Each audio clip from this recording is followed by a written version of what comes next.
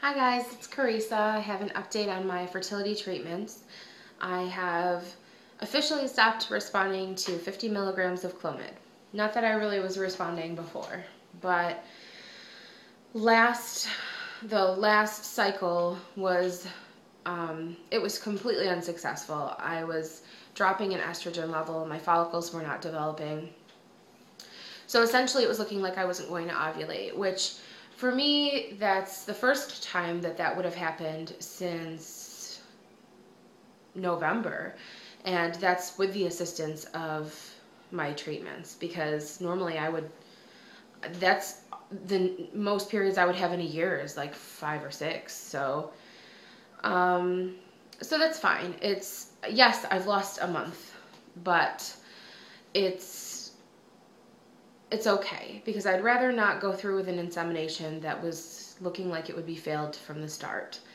And I'm thankful that my doctors aren't just looking for money and aren't going to try and push a procedure that's unnecessary or isn't going to have any kind of an outcome. So I'm currently on drugs to induce a period so that I can start my next cycle of clomid at an increased dosage. And that's pretty much where I stand right now. I don't know what they're going to increase it to. I've done my research, like internet research. And it looks like a lot of women go from 50 milligrams to 100 when they're not responding to 50.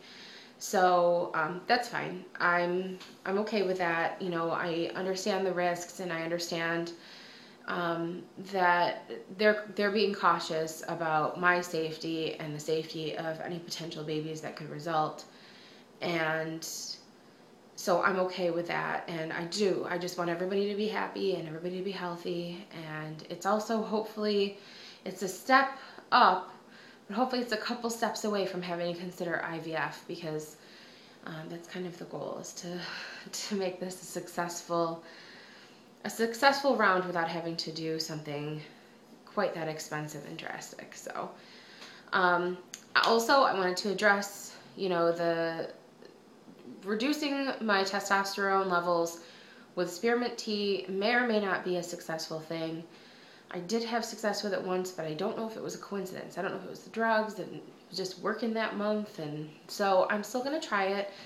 And thank you. I had a viewer suggest a different brand, which is a brand that I have at my grocery store. So I'm going to check that out and see if it tastes a little better. But I just wanted to touch base on that and just send out some more good vibes to anybody who's involved in this at all. I appreciate all the messages I've been getting, and I'm really thankful for the women who have also kind of blazed the trail for me and put a few videos out. There's a lot of nonsense on YouTube when it comes to PCOS. There's a lot of doctors who've written books and they just want to sell you their books, or people who want you to pay for some kind of dietitian's service or nutritionist service for a healthier way to eat on PCOS. So it's nice to find women who've put out videos, real women that I can relate to, who've been through this or are going through it. And I just wanted to kind of, walk into the room and introduce myself and be part of it with everybody. So one more thing I just want to say very briefly. I don't want to spend a lot of time on this, and I don't want to offend anybody, but it's just something that's been working for me, or at least I guess I think it is. PCOS, it is an ugly illness, literally. You are most likely experiencing weight gain or inability to lose weight, skin tags, unwanted facial hair, acne. It is so hard to slowly develop all of these ugly symptoms and then also find out, oh, and you can't have a baby. So I think that it's important to focus on other things. Don't think so much about just having a baby and I have to get pregnant. It's important to feel better about yourself in even the smallest ways. So take the time to, it's just, it sounds so simple, but I think that there's a lot of women who just feel ugly or feel, you know, frumpy, and they feel down about themselves for not being able to have a baby, and they just give up and, you know, style your hair or paint your toenails or just do that, like one little extra thing for yourself that makes you feel better about you.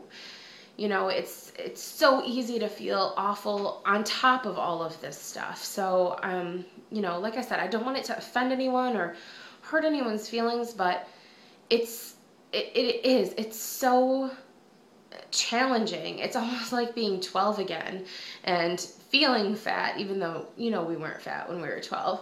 You know, feeling fat or having acne and growing hair. It's almost like all those same things are happening now, only on a much crueler level. So I just wanted to say that. I wanted to get that out there because I did. For a little while, and by a little while, I mean for a couple of years, I just didn't care because I was like, I just feel gross and awful. And so putting lip gloss on isn't going to change that. But you know what? Sometimes it does. So I'm about to go clean the litter box and do some laundry. But but you know what I mean. It doesn't matter, you know, like it doesn't matter what you do as long as it's something positive that makes you feel better. You know, I'm not saying if it makes you feel better, go eat some ice cream. That's not what I'm saying.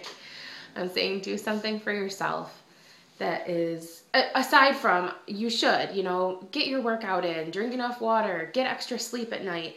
It may not feel like if you've done it for a couple of weeks that it's making an impact, but eventually it will, because if nothing else, you'll just feel better about taking care of you. So let's do it. Okay? All right. It's been nice to meet a lot of you. Please, like I said, don't be a stranger. Let me know you're out there. I'd love to talk to you. And hopefully I will be coming back, you know, with a future video with some better news soon. So, all right. Thank you guys.